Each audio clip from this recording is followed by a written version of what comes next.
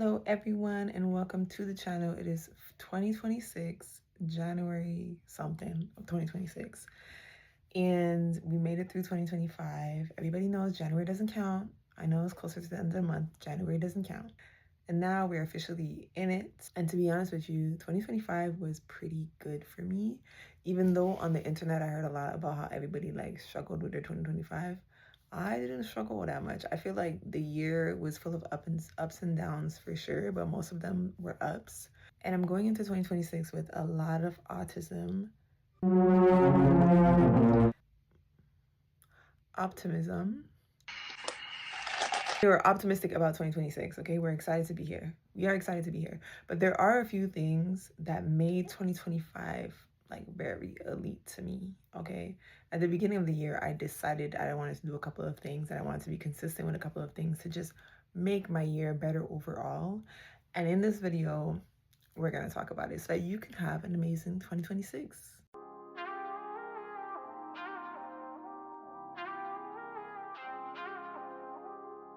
Let's get into our number one, which is journaling. Journaling daily, no matter what. Whether it be in the morning, in the evening, in the afternoon, when you're upset, when you're crying, whatever. Journaling is a tip that I got from my therapist when I was in therapy. And it's literally a tip that has saved my life. I don't know, it's just something about getting all your feelings and thoughts out. The process really helps me understand where I'm at in this moment. And the cool thing about journaling too is that you get to look back and read over those pages and see where you were at one point. See how you evolved, see how you grew. For me, I think my favorite time to journal is definitely in the morning. Do I always have the time to journal in the morning? No, but I never skip a journal. I would recommend definitely going out and buying a little cute book that you like and a little pen to match and journaling in a book, but you can also do it digitally. And I don't know, it's just something about putting that pen to paper that really enhances the process. But you can do it how you want. You can do it how you want. I definitely think clearing your mind of all of those thoughts early in the morning, it just sets you up for kind of a better day or better day emotionally, you know? It's like a form of kind of self-regulation, I guess. At least for me it is. I know when I wake up in the morning, maybe I have feelings from the night before, or maybe I just feel or I just have thoughts, whether they're positive or negative or whatever, just dumping all of that onto a piece of paper in the morning and then going about my day, it just clears my mind right up. So I really love journaling. I would recommend it to anybody. I took off my glasses. I was feeling overstimulated. Let's get into number two. Number two, for me, I feel like it's going to be a bit controversial. I think everybody is going to have their own opinions and feelings about this point. But for me, at the end of 2024, I knew it was something that I really wanted to do for myself because I just really wanted to hone in and focus on me a little bit more. And I couldn't do that without decentering dating. And the reason I say decentering dating and not decentering men is because it's not about men. Not about y'all, okay? It's really not. For me, I felt like in 2024, 2023, 2022, all them past years, I spent a lot of that time, or at least 40% of that time, reserved to dating, right? And I feel like nothing really came of it that was super positive. And I also started to notice that it was actually really energy consuming and time consuming, right? Part of my day and part of my weeks and months were dedicated to that other person that I was trying to get to know, or trying to see if there was any potential, or, having fantasies about or whatever. And in a lot of those situations, it just didn't work out. And at the end, it just felt like such a huge waste of time for me. Not only that, but when you start dating, if you end up really liking somebody and you fall out of that situation, there's a period of time that you have to heal from that, right? That you have to recover from that. And in my mind, it just felt so time consuming. I was this is kind of taking up too much of my time.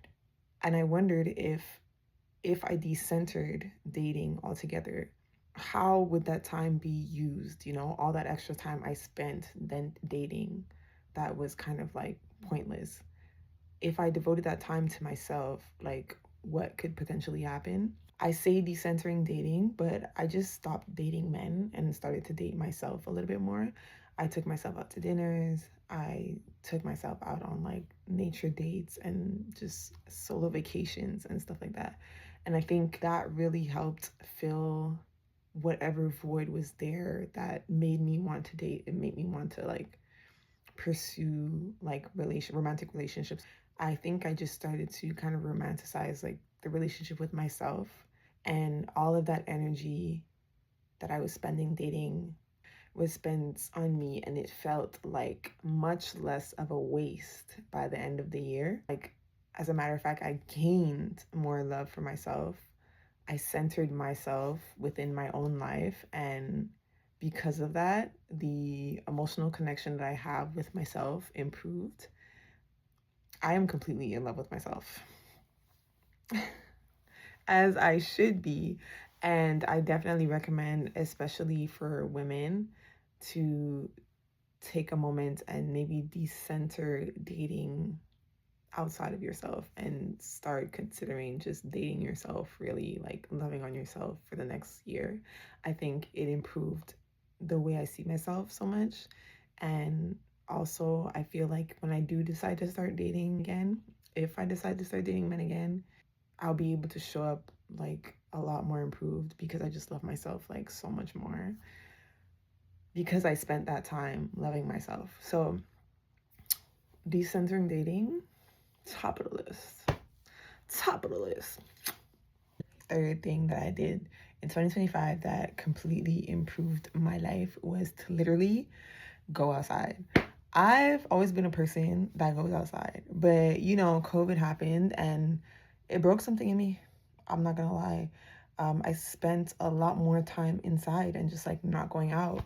It's made me a little antisocial, a little more awkward than I used to be. I decided to spend more time outside than I did inside and spend more time doing analog activities than just like on my phone or like watching TV or like just sitting around inside because I was just like, there's nothing outside anyway. Touching grass is just one of the healthiest things a human can do for themselves.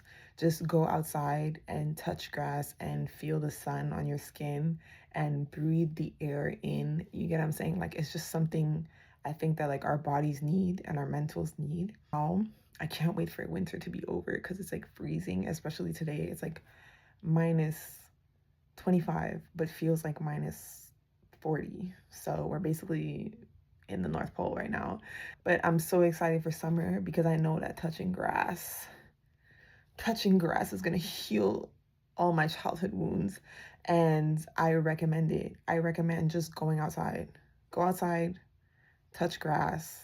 Like, it's never that serious. You know what I mean?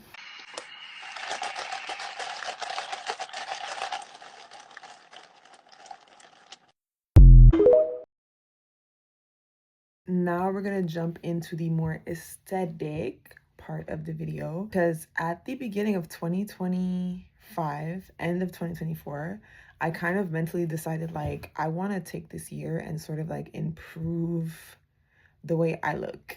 Okay, nothing wrong with a little vanity. Okay, we all want to be sexy, we all want to be hot shit, we all want to be hot stuff. And I literally think there's nothing wrong with wanting to be beautiful. I think it's natural for us to want to be beautiful, especially in this society. I just think that as long as it's coming from a healthy place, there's nothing really wrong with it. And for me, I really wanted to start taking care of my skin. Not only that, but there was like aesthetic things that I want to do as well that I still want to do. The first one is going to be laser hair removal. Number one is that I have extremely sensitive skin. Number two, I have eczema. So generally what happens is unless I'm dating or it's summertime, I don't really shave. The reason I don't is because my skin tends to break out like more easily and I'll get like rashes and dry skin and like scarring from shaving, like which is fucking crazy, but I'm sure there's people out there that can relate. So I avoid shaving in the winter. But you know, sometimes like you want to be smooth, you know what I mean? Like it's just a lot of it's just rough. Like it's just a lot of work. Honestly, it's just a lot of work, okay? It's just a lot of work to be smooth. And so I decided laser hair removal. Like, I'm done. I'm done with the struggle. I'm gonna go do laser hair removal. Best decision I ever made in my life. I started actually in 2024 because I had really bad PCOS. I had hair that was growing on my chin, and it just got worse and worse every year. And like, I was like, yeah, I need to find a solution. So I did laser hair removal here first, and then I decided, you know what, I'm gonna do other parts of my body because it's just like, it's that good, it's that great. So I'm doing my armpits, I'm doing my bikini, I'm doing my legs. Like, I'm smooth, okay? I'm currently still like in the process of the sessions because, you know, like, it takes time, right? But best decision I ever made, best money invested. And like, when you think about it, the money I was spending to go and like get waxes every month or every 3 weeks, I just put that money into the laser. It's a way better investment just because, like, once your sessions are done with laser, like, you just go back once a year and that's it. I don't remember the last time I shaved my armpits. Like, it was probably before my last laser session. Do it. Okay. So, like, it helped with all my sensitivity issues, my eczema issues, right? Like, I don't have to worry about getting rashes from razors anymore or overshaving or anything like that, right? Like, just, I don't know who invented that shit, but I hope that you get everything that you desire in this life. The other thing I really wanted to invest in was my skin. And I have seen improvement, even though it's slow improvement. I kind of took the time to sort of like invest in research on what products I should use and building myself a legit routine. My routine is actually super basic. Like, it's literally a serum, a moisturizer, a sunscreen, a gentle wash, sometimes I oil cleanse, and then I'll have like a retinol or something like that that I'll throw in there as well. But super basic routine. Again, I have sensitive skin, so I'm not trying to go crazy. I did the research, I invested, I went out, I bought all the products, and I take the time to do my routine in the morning and at night because I have so much hyperpigmentation. But I slowly see it fading. My skin is starting to be less irritated, more moisturized, and all that stuff, and I love it. Investing in skincare that works for your skin is a must, and having a skincare routine like morning and night that you really stick to is just another form of like really loving on yourself.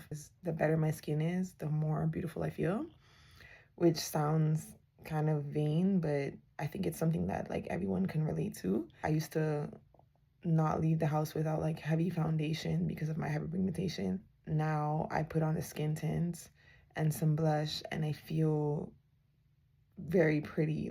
No matter how like vain it seems or superficial it seems, I still think that anything that can boost your self-esteem is a good investment, you know? I think it's just another form of caring for yourself. The last aesthetic thing that I did this year that I'm actually super happy about, and I feel like no matter what anybody says, I don't really care because I'm so happy with the results, is literally Botox and filler. There's people out there who are gonna be like, oh, but you're really pretty and natural, and how I love the way you look, and why would you do that to yourself? And oh my god, it's so natural. Like, okay, I've always had like full lips. I feel like I don't feel like my lips were ever thin, but there was an imbalance in my lips, so I decided to go ahead and get some filler in my lips, and now they're balanced out, and I really, really like it. The other thing that I did was Botox in my forehead. Now, I know it doesn't seem like a big deal, right? But my dad has these frown lines, okay? Like, see, this is after Botox, right? Before Botox, when I raised my eyebrows like this, it was literally tsunami waves, okay? You didn't really see it when my eyebrows weren't raised, but the Botox to me was sort of like a preventative measure because if I'm already seeing that, then with age, you know, the skin loses elasticity even more and things like that. And so I knew that it would only get worse with age. And I'm comparing myself to like my family members who also have these things, right? Because that's where I inherited it. For me, I was like, I don't necessarily want my face to be frozen to the point where I'm not showing any emotion, but I would like to prevent, you know, bad things from getting worse or things that I don't like how they look from getting worse. And that's always been something that's bothered me.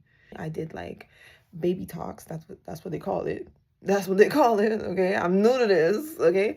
But I did baby talks. It was 24 units. You know, I love the results. Like, obviously, you can see, like, there's still movement in my face and everything. But, like, when I contract here, there's no lines here. And the lines here have reduced, like, so much. I'll probably do upkeep if necessary. Think, you know, regardless of what people are going to say, I feel like these type of surgical enhancements are actually not as bad as people make them out to be.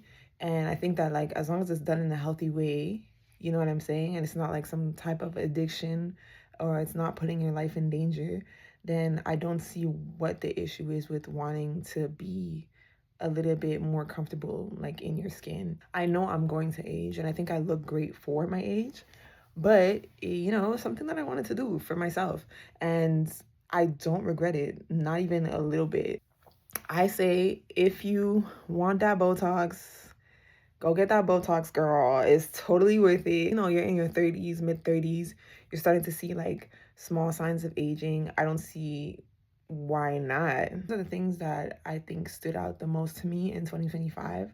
And I'm very, very excited for 2026 because obviously I'm going to take these tools and I'm going to use them in 2026, but I want to also add to that as well. There's always room for improvement, right? So I'm going to take these tools the things that I did in 2025 and implement them in 2026 because they worked for me, but also add to that and have just like an amazing year overall. I want to thank you guys for popping in, for watching the video, for saying hi.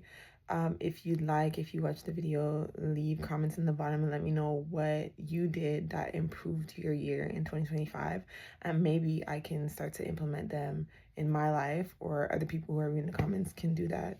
Anyway, that's it for me. Happy 2026. Hope to see you again soon. Bisous.